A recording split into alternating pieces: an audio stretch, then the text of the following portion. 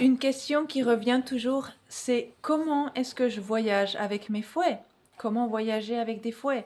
Si vous avez votre fouet dans le bagage en soute, c'est pas un problème. Mais qu'en est-il des bagages à main? Si vous avez des fouets à prendre et que vous avez que des bagages à main, quelque chose qui se passe vraiment très très souvent avec moi, j'ai très rarement des bagages en soute, mais j'ai des bagages à main. Donc qu'est-ce que je fais?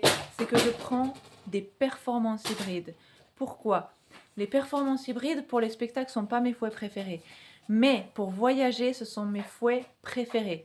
Pourquoi? Parce que on peut enlever le tong, donc la partie flexible du manche. Et donc, c'est beaucoup plus compact. Vous voyez déjà là, c'est déjà nettement plus gros. Et c'est beaucoup plus compact si on met le manche à côté du tong enroulé. Et en plus, le manche n'est pas fait de métal.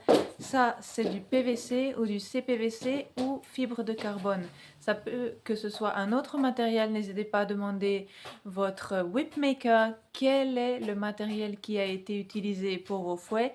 J'ai vu des fouets qui ont été faits avec des manches en métal, donc n'hésitez pas à demander. Mais en général, le Performance Hybride a un manche en CPVC ou PVC.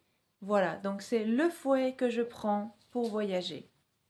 La plupart des compagnies vous diront que ce n'est pas autorisé à voyager avec un fouet dans un bagage à main car il peut être considéré comme une arme. Donc ce que je fais personnellement, c'est que je prends le Performance Hybride, je détache le tong du manche, je ne voyage jamais tel quel et je les mets côte à côte dans mon bagage à main.